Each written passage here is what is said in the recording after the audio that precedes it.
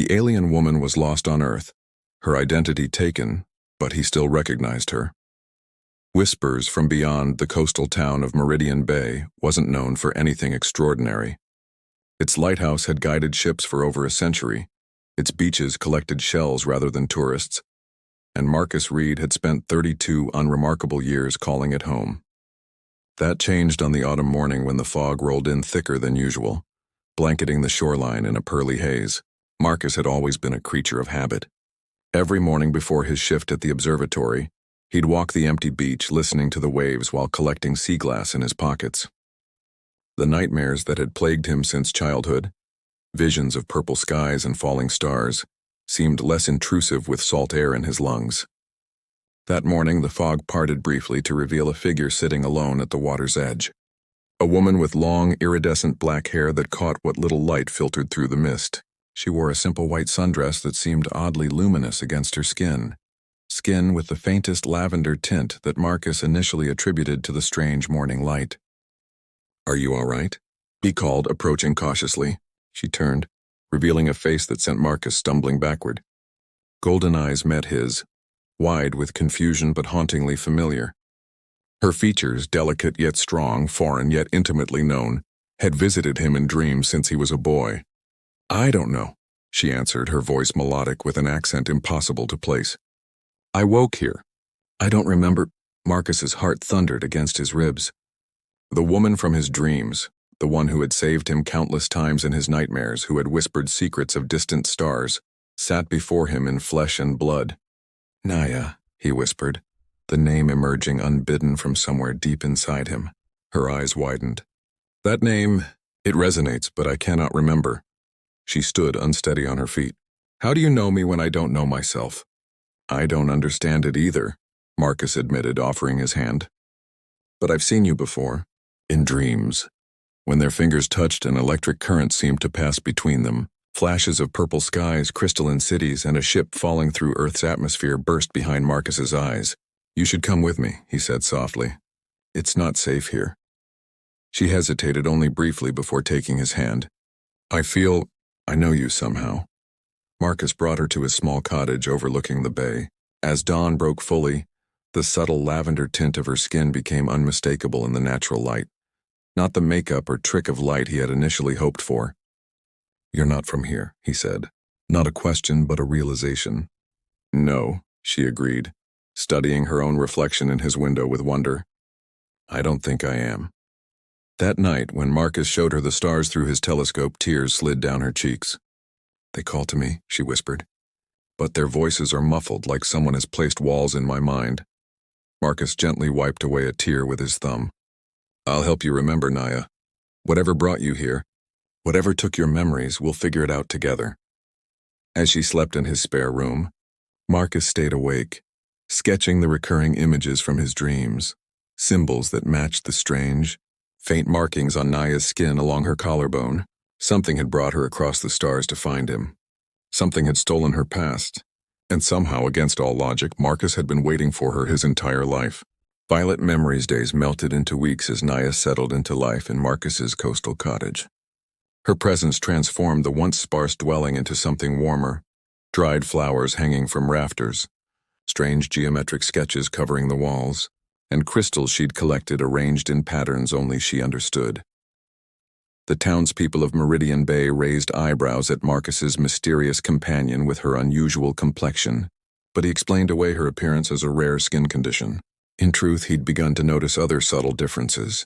How she could hold her breath underwater for impossibly long periods, how plants seemed to lean toward her as she passed, how she sometimes spoke in her sleep in a language that sounded like wind chimes and rushing water.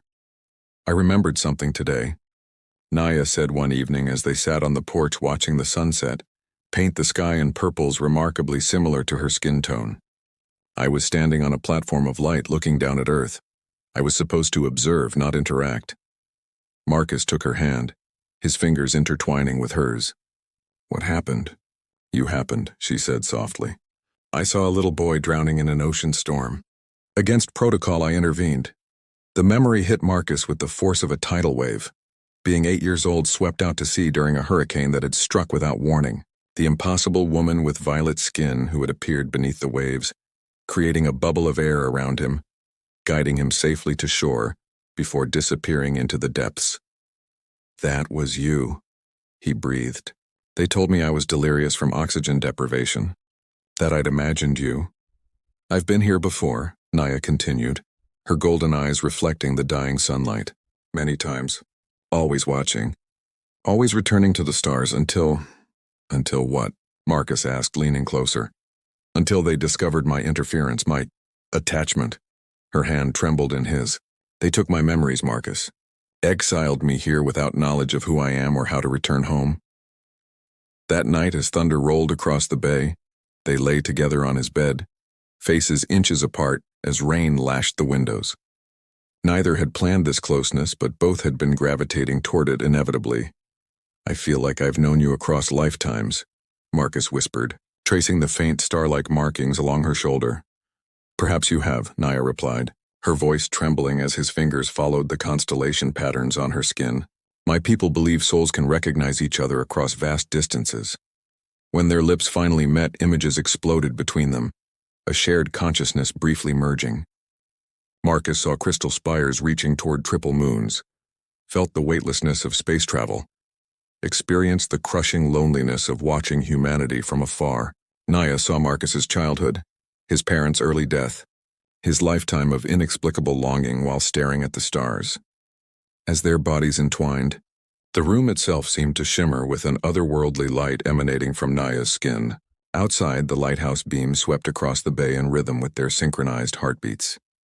Two souls, one human, one alien, finding home in each other's arms. Neither noticed the strange lights hovering just offshore, watching through the rain. Shadows of the pursuers. The first sign of trouble came when the birds stopped singing. One moment, the forest behind Marcus's cottage was alive with morning calls. The next, a silence so profound it felt like pressure against the eardrums. "They've found me," Naya whispered, her golden eyes wide with fear as she stared out the window. Three figures stood at the forest edge. Tall, unnaturally still, dressed in sleek gray suits that seemed to absorb rather than reflect the sunlight. "Who are they?" Marcus asked, pulling her away from the window. "Enforcers," she said, "from my world. They've come to either retrieve me or—" She couldn't finish the sentence. They fled through the back door, taking only what they could carry in Marcus's old pickup truck. As they drove away, the road behind them erupted in blue flame that quickly extinguished itself, leaving only scorched asphalt.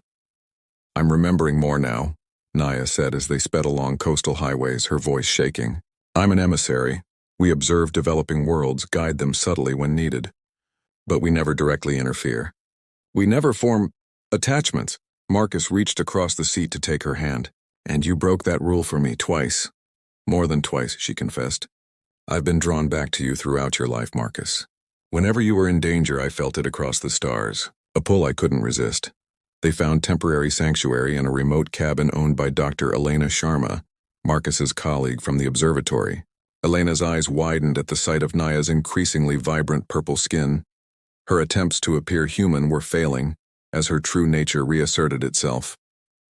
"I always knew there was something out there," Elena murmured, studying the star charts Naya had compulsively drawn since arriving on Earth. "These match the anomalous signals we've been tracking at the observatory." That night, as Elena slept, Marcus and Naya slipped outside beneath a meteor shower. Each falling light reflected in Naya's eyes like lost memories returning. "They erased my identity, but they couldn't erase my connection to you," she whispered, as they stood beneath the cosmic display. "That's why they're pursuing us. Our bond threatens their entire system of non-interference." When they kissed under the streaking lights, her skin illuminated from within, casting violet patterns across the clearing. For a brief, breathtaking moment, she hovered several inches above the ground, her hair floating around her face as if suspended in water. "Your abilities are returning," Marcus said in wonder, holding her hands as she gently descended. "Not all of them," she said, "but enough to maybe save us both."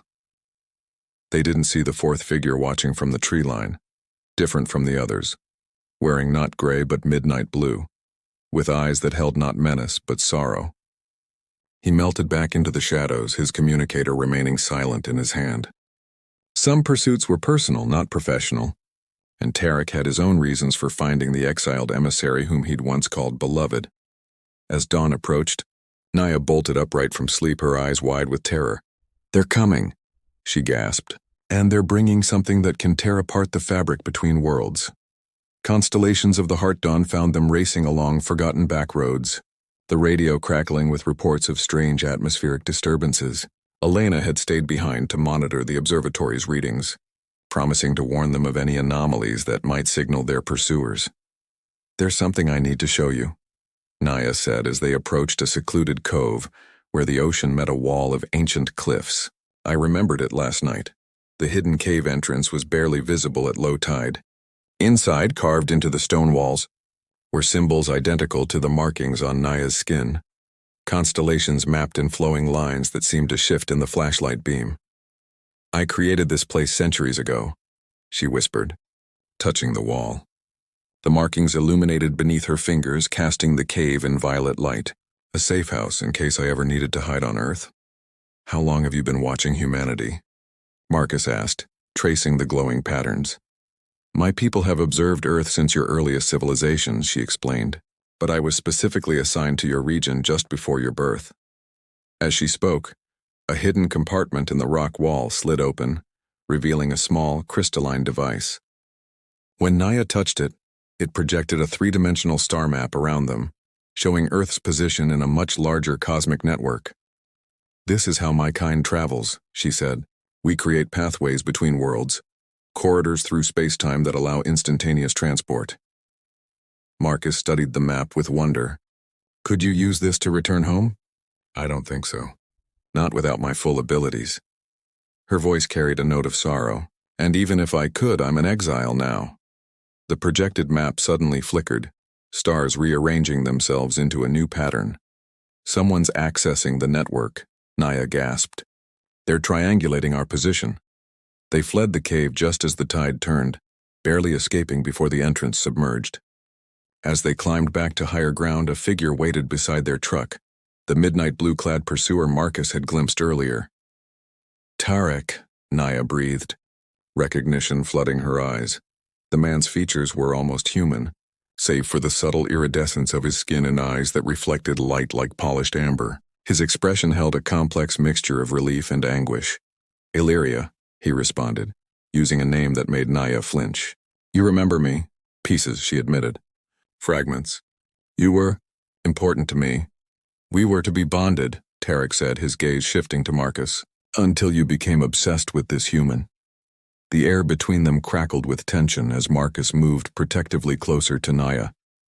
"Why have you come?" "To take her back?" "To warn her," Tarek replied. "The Council hasn't simply sent enforcers. They've dispatched a void hunter. It can track the energy signature of her kind across dimensions." That night, in a motel room with faded wallpaper and buzzing fluorescent lights, Naya's memories continued returning in painful bursts. She wept in Marcus's arms as she remembered more of her past life, her training as an emissary, her arranged bonding with Tarek, and her growing fascination with the human child she had saved from drowning. "I watched you grow," she confessed. "I was supposed to remain detached, but something about your spirit called to me. When you nearly died in that college hiking accident, I couldn't stop myself from intervening again. The purple light I saw before the ledge stopped crumbling." Marcus whispered. "That was you." "Each time I saved you, my connection to you strengthened," she continued. "The Council realized what was happening, that I was forming a soul bond with a human. It's forbidden. They stripped my memories and exiled me here as punishment, thinking without my knowledge I would simply wander Earth as a lost soul." "They didn't count on us finding each other anyway," Marcus said, kissing her tear-stained cheeks. "They didn't understand that soul bonds transcend memory," she agreed. "But now that my powers are returning, the danger increases. The Void Hunter won't just capture me. It will erase any trace of me from reality itself."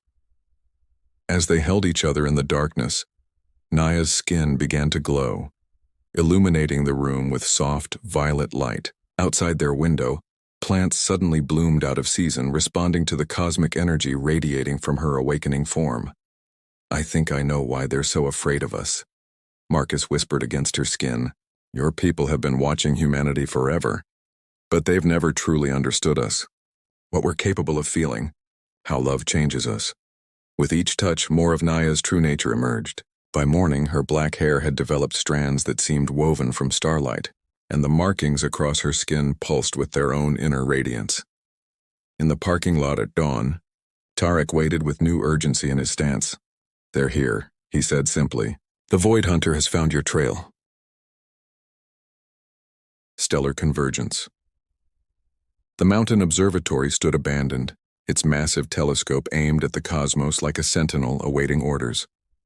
Elena had cleared the facility, citing a radiation leak to ensure no innocent bystanders remained. As storm clouds gathered unnaturally quickly overhead, Marcus, Naya, and their unlikely ally Tarek prepared for the confrontation they couldn't escape. "The Hunter will open a void gate soon," Tarek explained, helping them barricade the doors. "It will try to pull Naya through first, then eliminate any trace of her influence on this world." "Including my memories of her," Marcus realized. "Including your entire existence," Tarek corrected grimly. "Your connection runs too deep now. You're part of each other." Lightning struck the observatory dome, but instead of fading, the electricity lingered, forming a web of blue energy that crackled and expanded. Within this matrix, 3 gray-suited figures materialized, the enforcers they had evaded earlier. Behind them floated something that defied description, a shifting absence rather than a presence, a hole in reality shaped vaguely like a hooded figure. "The Void Hunter," Naya whispered, her voice trembling despite her resolve. The observatory doors burst inward despite their barricades. The enforcers entered with mechanical precision, their movements too fluid to be human. When they spoke, their voices overlapped in perfect synchronization. "Emissary Illyria, you have violated the non-interference covenant. Your exile has failed to correct your deviation. You will be removed from the continuum." Tarek stepped forward. "I invoke the right of advocacy. This emissary's actions merit review, not erasure." The lead enforcer tilted its head. "You risk your own position, Emissary Tarek." "I do so willingly," he replied, with a glance toward Naya that conveyed centuries of complicated history. While they negotiated, Marcus noticed Naya subtly manipulating the crystalline device from the cave. Her fingers traced patterns across its surface, causing the telescope above to realign itself precisely. "What are you doing?" he whispered. "Creating a resonance cascade," she murmured. "If I can align the telescope with the particular star I came from, it might amplify my remaining abilities enough to open a portal." "A portal home?" Marcus asked, his heart sinking. "A portal to anywhere we choose," she corrected, squeezing his hand. The Void Hunter suddenly surged forward, apparently tired of the diplomatic approach. As it moved, reality distorted around it. Colors inverted, sounds became visible waves in the air. It reached for Naya with appendages that seemed formed from darkness itself. "Now!" Naya shouted, activating the crystal. The telescope above them hummed to life, its massive lens catching and focusing starlight despite the storm clouds. A beam of concentrated cosmic energy shot downward, striking Naya directly. Her body absorbed the light, transforming into a being of pure luminescence. Marcus watched in awe as the woman he loved hovered above the observatory floor, her true form finally unleashed, a being of cosmic energy merely wearing human shape. The Void Hunter recoiled from her radiance but quickly regrouped, launching tendrils of nothingness toward her. Tarek intercepted one such attack, crying out as his form began to disintegrate where it had touched him. "Tarek!" Naya's voice echoed with power and anguish. She directed a pulse of energy toward him, stabilizing his form temporarily. "I always knew," Tarek gasped through his pain. "I always knew your heart belonged elsewhere. I just needed to see you safe one last time." The enforcers moved to restrain Marcus, but he fought with unexpected strength, his body somehow channeling residual energy from his connection to Naya. Above them, the battle between cosmic light and void darkness intensified, threatening to tear the observatory apart. "This ends now," Naya declared, her voice resonating at frequencies that shattered the observatory windows. "I choose this world. I choose love. I choose him." She extended her hands, releasing a nova-bright pulse that temporarily stunned the Void Hunter. In that moment, she created a swirling portal of light and color in the center of the room. "Marcus," she called.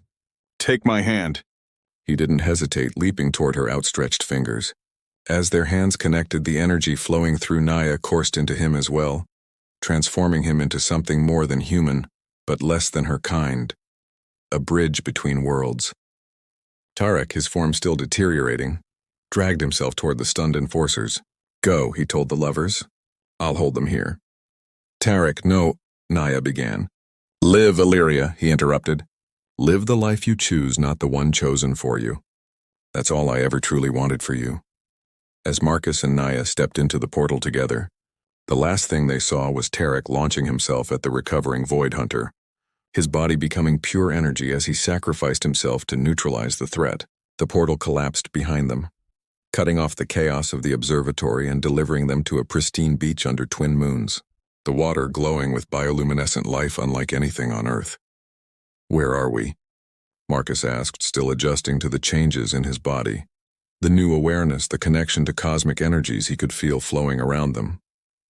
"A sanctuary world," Naya explained, her form gradually solidifying back to the woman he recognized, though now her purple skin gleamed with an inner light she no longer needed to hide. "Beyond the reach of the Council, a place where exiles and rebels like us can live freely. Will they come for us again? Perhaps someday," she admitted. "But Tarek's sacrifice has bought us time, and now that your essence has merged partially with mine, you're no longer fully human. You'll live as long as I will."